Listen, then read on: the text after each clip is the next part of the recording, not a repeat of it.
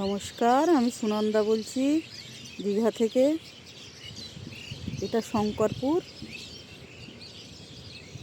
শঙ্করপুরে এসেছি।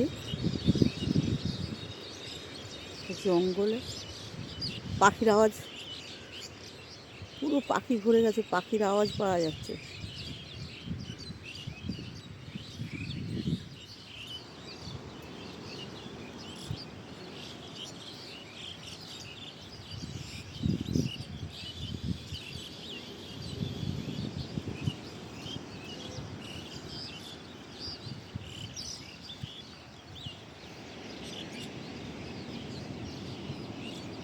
এটা সমুদ্র,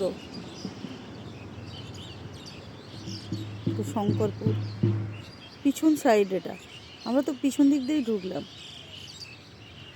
এর ভিতরে পিকনিক চলছে।